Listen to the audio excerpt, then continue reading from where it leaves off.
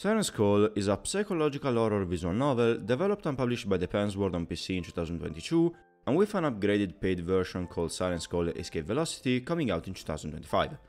In this game we start at the end of what seems to be an epic adventure to save the world, where the protagonist defeated strange entities called Sirens in another dimension, and we follow Oliver as, after having graduated from high school, during his last day in Siren's Call, a fictional city in Florida near Cape Kennedy, bids his farewell to his 5 best friends before departing from college, all of which are worried about him leaving.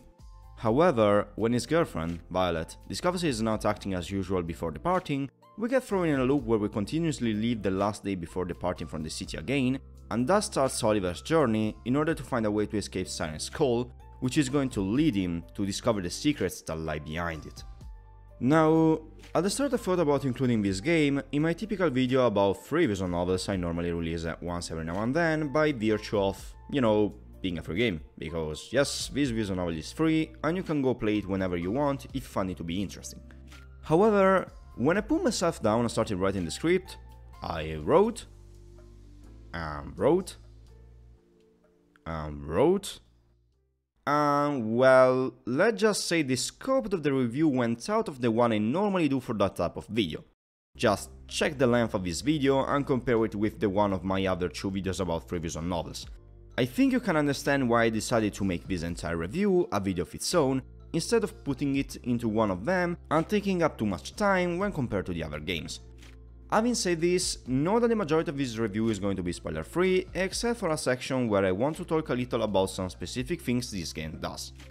Know, however, that I'm going to warn you when that part is going to happen, and really, if by then you have an even small interest in this game, please skip that part, go play it, and then come back. This is genuinely a game better experience when blind, so please don't ruin it for you just because you were curious. Anyways, close this boring background parenthesis, let's start. Now, the plot, if it was not clear from the brief summary of the prequel I gave at the start, is basically a time loop, where in every iteration you're going to get to know more about a particular character, trying to understand the motivations for trying to make Oliver stay, their character, and basically making them come to terms with the fact that Oliver is going to go away from Siren's Call. All in order to move on with the story, and if you think I'm being extremely vague with my description of what the story wants to do, there is a specific reason for that, and that reason is called extreme degree spoilers.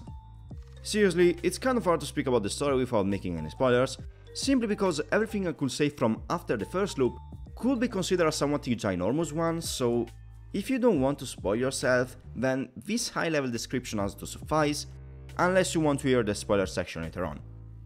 The story starts from a pretty particular point, after the end of some pretty major events that have their relevancy during the game, but are never really the focus of it, and while this is absolutely a possible choice in storytelling, it's usually a bold one, simply because by starting after the spannung of the story and during the conclusion, you are effectively starting the story in its weakest moments, as, by virtue of everything having been resolved, you need to find something to make the player interested in events that he did not have the opportunity to see, and in chapters he didn't have the time to get to know.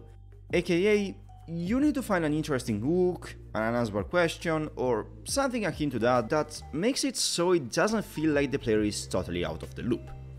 It's something that can be absolutely done, but it's also something that is extremely hard to nail. So, how did the game do in this department? Well, before answering to this, I need to preface a thing. You see, for what concerns many things this game offers, you can see that it got inspired by some specific games. In fact, if you were to go on the Steam page of the prequel's version of the refurbished game, you will see that the game describes itself as being inspired by Persona 4, Higurashi, and the DLC, with the first one being used as an inspiration for the lore and the characters, and the second and third one for the atmosphere. In fact, the entire lore of the Siren's dimension is basically just a Persona adventure, with dungeons to explore, a god to defeat, and personas to use, which in this game are called muses. However, the way this lore is told is basically an info dump. During the game, in fact, you collect pages of your journal, and there you can read them. There are basically 2 parts of the journey, the one that gives the lore about the Sirens, and the one that gives the lore about the characters and events before the summer the game takes place in, which serve to create a background for the story the game wants to tell, and for some characters as well. I will say that this method is not the greatest one to use to narrate something, because, again, it's just an info dump. A carefully crafted one, as you slowly get access to these notes, but it still remains a not engaging method, and if you really wanted to, you could even refuse to read them and end the game without basically understanding anything, as they are extremely helpful in creating the game's world and necessary to understand the context around the game's events. It also does not really take advantage of the media that are visual novels. They are just pages you read, but there is no particular care in making it a worthwhile experience apart from the information you can take from them. To make an example from a product the developers used as one of their inspirations, in the first Higurashi visual novel, during an intermission moment, you have the possibility to read a newspaper article that gives you more information about some events, and while it is still an infodump like the journal in Siren Skull, it uses the visual novel media to create an atmosphere that makes the player interested in the information it provides.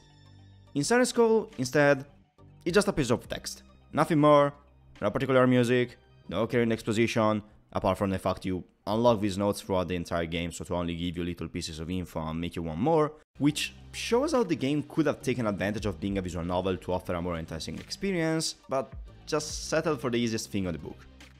Anyways, if you were wondering why I went onto this tangent, here I come. There are basically two problems with the lore connected to the storytelling, and thus the question I posed at the start of this section. First of all, strangely enough, during the majority of the story, the lore is way more interesting than what the game showcases you. In fact, I dare to say that, many times, especially in the middle section of it, the perspective of playing a game based on the actual lore rather than what the developers offered us seems extremely enticing and more interesting than the game that got realized. However, this is before the final parts of the game, which, from my point of view, are the most solid of its entirety and give you an answer to why they did not start before the end of these adventures.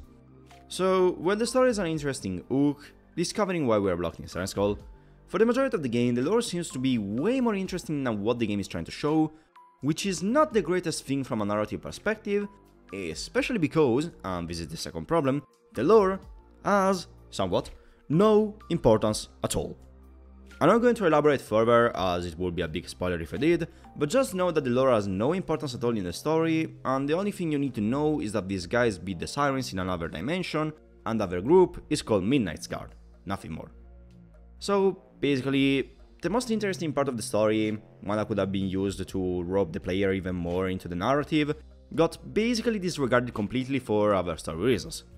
Having said this, the fact that the lore has no weight basically makes the story lose a completely usable and well-prepared hook, that of discovering even more about it and see it have some effect on the story.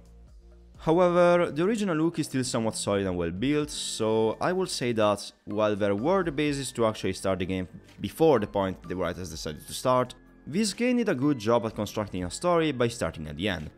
Though I also think this is because of the ending more than anything else. If the ending didn't end up explaining many things, then my judgment would have to be extremely different.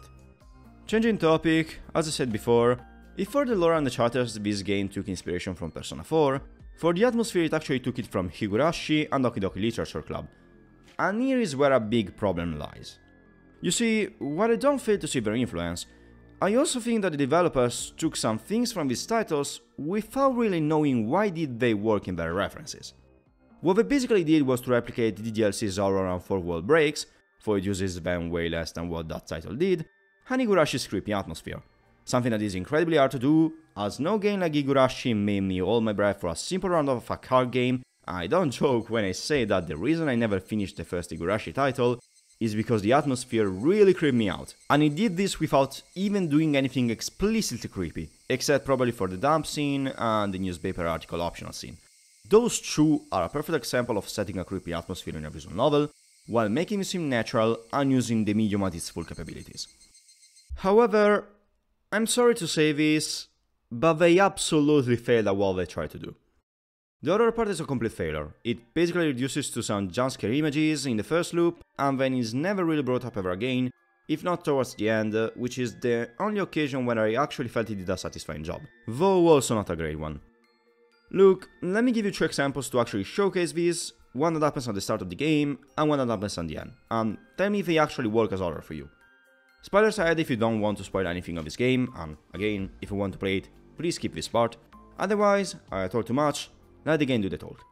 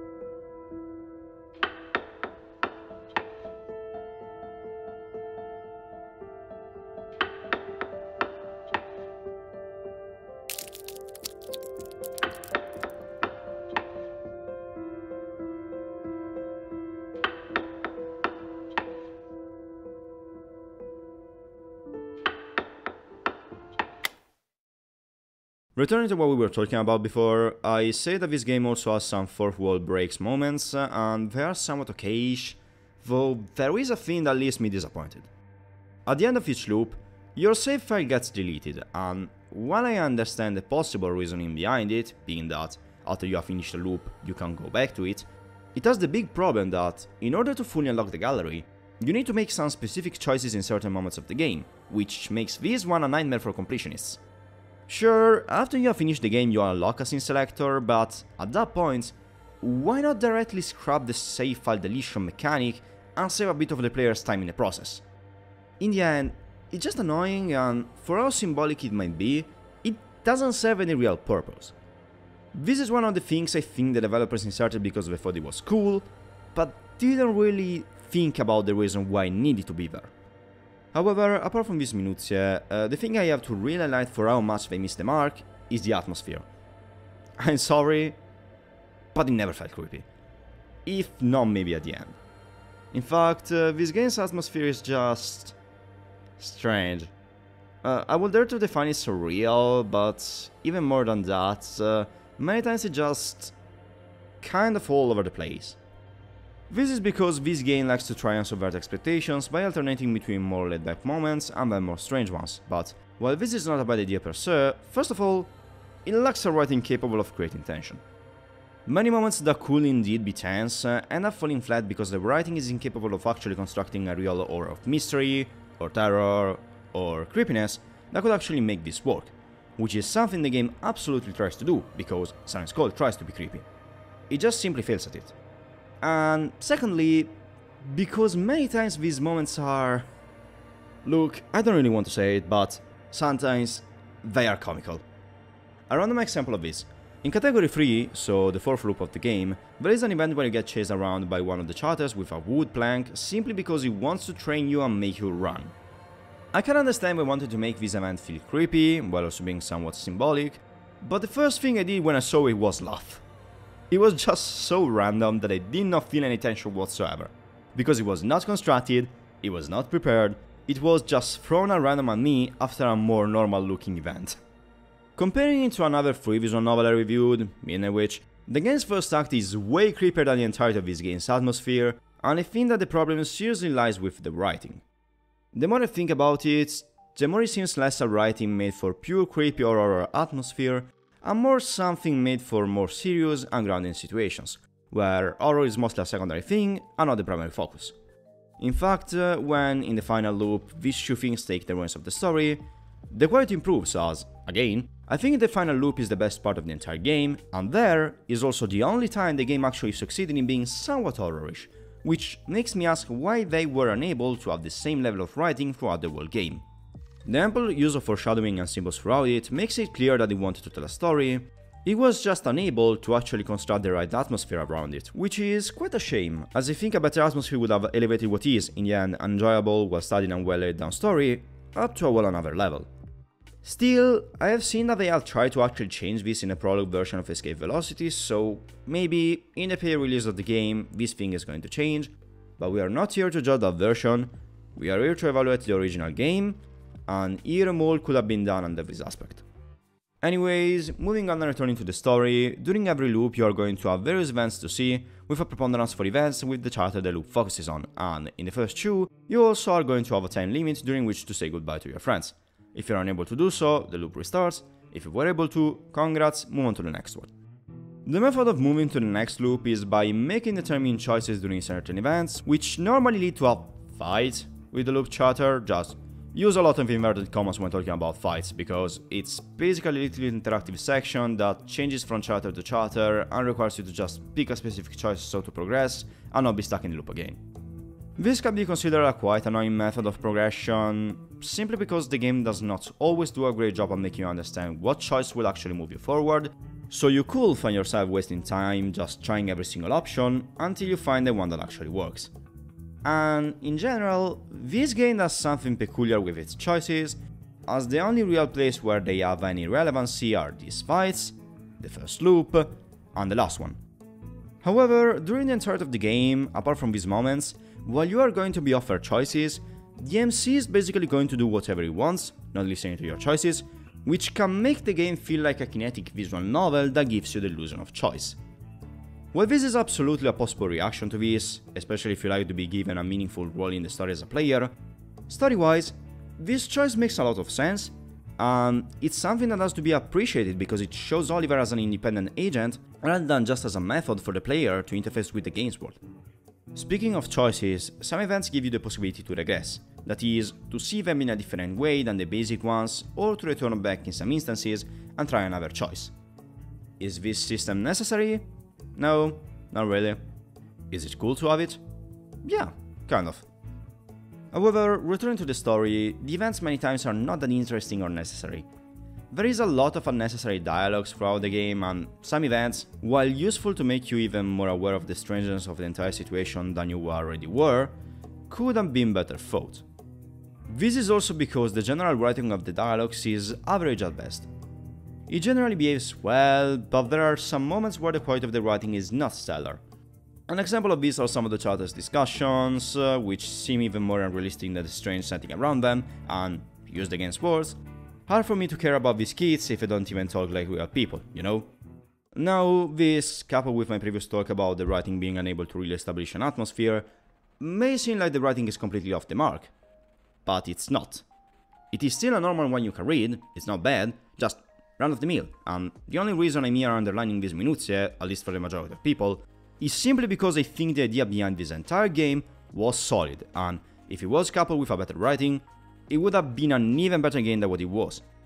Because, yes, amongst all this, the story of Siren's Call is absolutely enjoyable, a bit cliche at times and slow, with a shaky atmosphere and a bad tendency, like many other products of the same genre, to try and be mysterious and somewhat obscure in some of their dialogues when, in reality, what we want to say through this long-winded way is something extremely simple and very easy to guess. But it still remains a solid one and, as I said before, a well-thought one. As you can see, there was a concrete idea behind the entirety of the game. And it is still something that can be thoroughly enjoyed and that can stay in your mind rent-free for a while. I mean, after starting it, even when I was away from my computer for other reasons, one of my first thoughts was, mate, I really want to see how the story goes forward and I look forward my time playing it, which is more than I can say about both some of the visual novels I have made videos about before on this channel and some of the games I have played in the last period, so while I was a bit negative before, and I acknowledge that, though that is also my role as a reviewer, I also have to say that, personally, I enjoyed the game for what it was, and if someone asked me whether I would replay it, I would reply with a simple yes. Also, last thing for the story section. In the initial menu, you have the possibility of playing 8 short slice-of-life stories about some events that happen to the main characters before the start of the summer by clicking on the finishing touch option, and while I don't think they are that important to watch, nor that they are that great, they can give you some additional pieces of information that are nice to have, but not necessary, except probably for the relationship between two particular characters, who does not get that much explained during the game. Now, as I said before, the characters at the first glance seem to be clearly inspired by those of Persona 4. First of all, we have 6 main characters: Oliver, Judith, Violet, Andy, Emil, and Ashton. Then we have Violet's tutor, Mrs. Lawrence, but her role is not that big, and her character reduces to caring for Oliver and Violet and being a pharmacist, we could say. If we superficially compare them to Persona 4, then we can see that the characters share various similarities between each other. Oliver is Yu, obviously, Asher is Kanji, Andy is Chise, Violet is Rise, Judith is Yukiko, and Emily is a bizarre mix between Yosuke and Naoto. As for a real description about them, Oliver is a quirky MC, is Violet's boyfriend, he dearly loves her, and feels deeply guilty about the group's action during the summer. Violet is another quirky character who suffers from epilepsy, loves Oliver, and likes to paint. She also strangely hates sand, but really, who can blame her? Judith is a rich girl who is basically the mother-like figure of the entire group, doing everything she can to see the people she loves live happily, has a gigantic crush on Oliver, is intelligent, extremely charming while at the same time having a relatively low self-esteem, or so it seems in some moments, is always in need of a glass of red wine, emanates the ultimate housewife vibes, and could easily become a yandere at any given moment. Emily is an hard-working guy who likes to read, hates losing, and is a bit of a perfectionist. Asher is Kanji, in every sense of the word, and Andy is Chise, just with a bigger love for exercising, and she is Judith's sister and has a somewhat rocky relationship with her. Now, the main problem with this cast of characters is that, in reality, only 3 characters are needed for the story: Violet, Judith, and Oliver. The other friends are a needed addition for story reasons, but the main core of the story the game tries to tell lies within these 3 characters, which is also visible by the sheer difference in characterization that exists between these 3 and the rest of the cast. Asher and Andy are easily the least developed characters of the entire game, together with Mrs. Lawrence, who, however, does not have the same amount of screen time these 2 actually have, and Emil lies on a border between a decent character, also for his small role in the overall plot, and a figure needed for the plot like the 2 other characters mentioned beforehand. On the other hand, the main 3 characters receive a well-rounded characterization throughout the whole game, something, of course, I can't delve too much into for spoiler reasons, but in the end, they are really well characterized, especially Judith, who, from my point of view, is the MVP of this cast simply because her characterization is extremely well handled and she is easily the most memorable character in the game. So much so that sometimes, when I find myself thinking about this game, the first thing that comes to my mind is her and her whole story arc. It's easy to see then why the last loop, so the one that focuses on her, is the best one in the entire game, because when you have a great character to use in a good written scenario, this is what happens. So, in general, the characters are 50-50. The main cast is well developed and well handled, while the other characters seem there more to fill some gaps rather than for their own merit. Also, now that I've exposed the majority of this game's story and characters, it's time for a spoiler section, simply because I have some things I want to discuss that are honestly interesting only for those that have finished the game, so please, if you intend playing this game, skip to the timestamp that's shown on screen. And really, do yourself this favor and don't spoil yourself this game, if you actually intend to go play it. I'll give you some seconds to do so. Are we gone? Well then, let's start with the thing that irks me the most about the characters. Why do they all love someone who doesn't love them back? This is a piece of characterization I didn't understand. Basically, Violet and Oliver are together, but Judith also loves Oliver, while Emil loves Judith, while Asher loves Emil, while Andy loves Asher, while Asher suggests Emil to get together with Andy, as Judith is so in love with Oliver that she is basically never going to get together with anyone else, something the story focuses on. Now, the only sense linking this web of relationship are those between Violet and Oliver and Judith and Oliver, but the other ones are really unnecessary. Really, what the hell is this group of friends, and are we in the making? The thing that irks me is how basically their friendship reduces to a chain of unrequired romantic feelings, something that was not needed and that does not help in any way the character's characterization. Basically, Asher loves Emil because he is what he's striving to become, Emil loves Judith because she is intelligent, Andy loves Asher because... reasons. So, in the end, what do they add to the characters? Nothing. So, at that point, was it a problem to leave all this relationship just as a normal friendship? Many of them end up being platonic in the end, as they recognize the other person is never going to love them back, but at that point, what's the reason for this relationship to exist in the first place? Also, if you think that basically half of Asher and Andy's characterization and screen time events in their respective loops is their unrequited crush for another person, it makes them seem even more unnecessary as characters than what they were before, which is another heavy stone waiting on the cast and story's shoulders, and makes you understand how much they were really needed by the plot. Staying on the characters, but changing tone, as I said before, I really like Judith, and this is because the thematic of her relationship with Oliver is masterfully handled. Basically, it's a parasitic relationship. Judith feeds off of Oliver's presence and helplessness, while Oliver feeds off of her kindness and dedication. This parasitic relationship is really well handled from the start to the finish, especially right at the end, where both of his characters admit their feelings for each other, but Oliver doesn't want to get together because he knows he's never going to feel free or validated in such a parasitic relationship. And because Judy wants to see the people she loves be happy, she basically has to accept this, though she doesn't really want to. This is also the reason why, for Violet snatch Oliver away from her, she never really came to hate her, because she saw how she made Oliver happy, something she didn't just succeed in doing. I'll be honest when I say that Judith is a really good character and an example of good character writing developing from a theme, something I did not expect to see in a free visual novel of all places. Another thing I want to talk about is the big trope behind this whole game which can make or break your enjoyment of it. That is that this whole visual novel, except for the final part, was just a dream. Yep, everything up to the last part is all in Oliver's head, which explains the strange atmosphere of the game, the events, and many other things, especially the lore. Remember when I said that the lore served basically no purpose? This is because the lore is just a book that Oliver was writing during the summer, thus none of the events told there ever happened, it was all in Oliver's head. I mean, it's a fine twist, and it also explains why the game did not start during these events, as, well, casual events that never happened in the first place, but it feels like a waste of a good story. Sure, you can say during the game that there is something off with it, as the name of their group is the same as the one they gave to their Violet Help group, the Midnight Guardians, but I still think it's a waste to have such an interesting background being effectively nothing more than a flavor thing.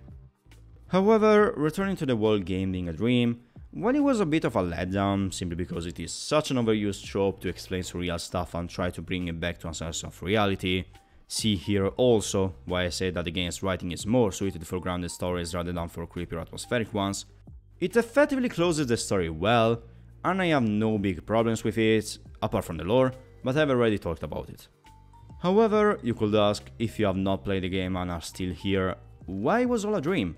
Is there an explanation for that? And yes, there is. Because the dream was induced by Oliver taking certain medicines to basically try and off himself, and this is because he was depressed for an event that happened before the start of the game, and the key to all of this card's castle. And that is that Violet is dead. This actually does not come as a surprise if you play the prequel of the refurbished edition, because the ending video basically spoils it, but yeah, Violet died after having had an epilepsy attack on the beach while watching a rocket, which, by the way, is exactly what the first scene of this game showcases from Oliver's perspective, with the protagonist being unable to look down at the body, not wanting to recognize her death, something you only understand after having finished the game.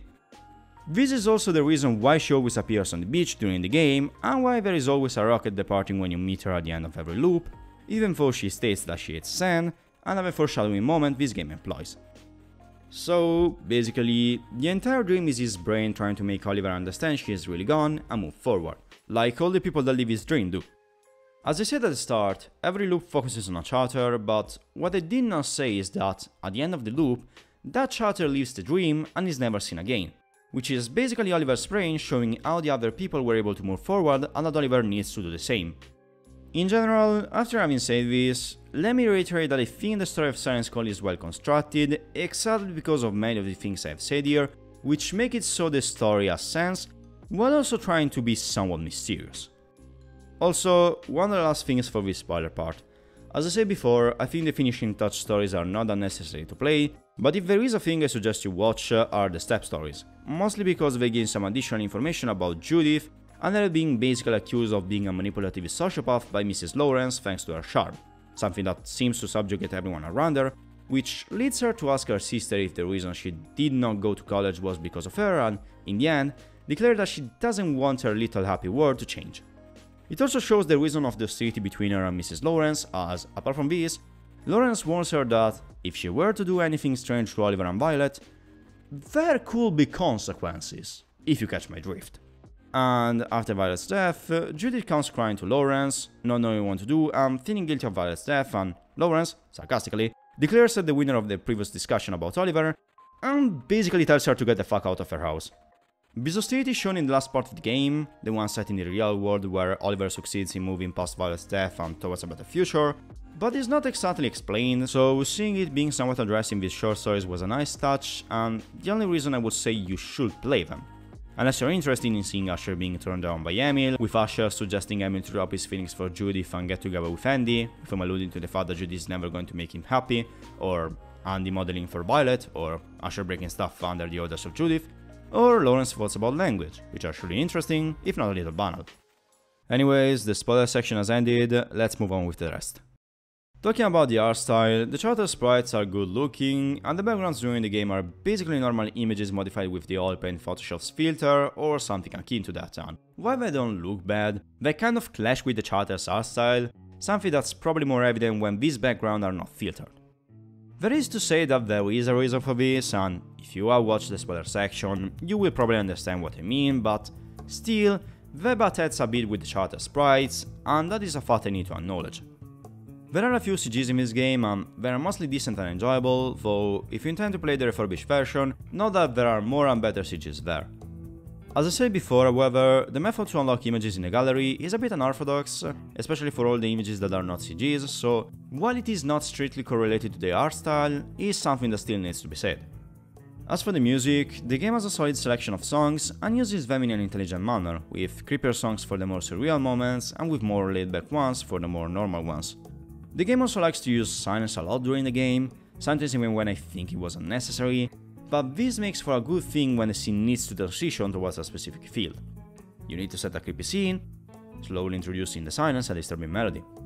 You need to make the atmosphere livelier, introduce an upbeat song. If the writing is unable to really create the desired atmosphere, the use of songs takes care of that. However, it can carry along the entirety of it, so while the sound department of this game is neatly used, it doesn't go beyond that. This game also doesn't have any voice acting, but personally, I didn't really feel the need for that. I needed 8 hours to fully clear the game with 96% completion rate, missing only a scene from the first loop that I don't know how to access, but I am also somewhat fast reader, though I went slower with this visual novel than what I am used to, so I think that if you read it at a normal speed, you can easily need 10 hours or more to finish this game, which is an extremely good length for a free visual novel. Siren and Mask of Arcadius is basically the only other free visual novel I have seen that comes at around the same length, and that is basically 2 games combined. This is only one single game. As for replayability, the story is pretty linear, so there are no alternative routes etc. to replay. However, you can try and fully unlock the gallery and see every event you did not see by looking at the completion rate and try and see how to unlock them, so if you are a completionist, you still have some amounts of things to do even after the game has ended. Siren is a good game, with a really good story, an all over the place atmosphere, a very weak horror component, an infodump problem with its journal mechanic, and a cast of chatter that alternates well developed ones to undercooked ones. Unfortunately, I can't call Siren a great game. There are some rookie mistakes that bring the experience down a little and render it just a good one. However, there are the basis for a great one. Some characters are genuinely well developed, like Judith, and the story was well planned. However, there are 2 things that need to be improved I want to say to the developers if they were ever to watch this video. First of all, the atmosphere. This is the biggest problem of the entire game, that of having a wonky atmosphere. I am sure that if it had a creepier one, it would have greatly heightened the whole experience and helped the story hit harder than what it did. I hope that Escape Velocity tries to do better under this aspect, and from what I could see in the prologue, they are trying, which is good to see, but in any case, this was the first thing. The second thing we need to improve is the use of the media. You are a visual novel, not a book, not an only interactive experience.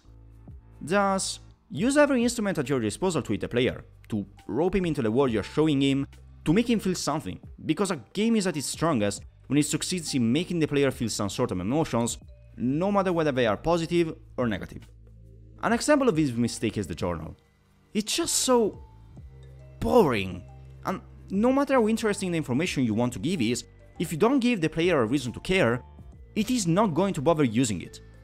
Instead, do something like what I described with Higurashi before. Make the player be actively interested in what you want to tell him, and wait before him a carrot. You are a visual novel. You can use music, you can use voice, you can use images, sounds. You don't need to only use words to make someone interested in your story, but you can go beyond that. It's something extremely hard to do, not gonna lie, but if you pull it off, it makes for an extremely immersive and interesting experience. Having said this, Siren, while imperfect, still remains a pretty good game and an extremely good free visual novel that I seriously recommend everyone to play, and if this almost 7,000 words of rambling did not convince you to give it a try, I don't know what will. So anyways, this was all for this video. You already know what to do if you want to see more things like this, and I have nothing else to say. Hope you enjoyed the review. This was all from SigmaOni, and I'll see you all in my next video.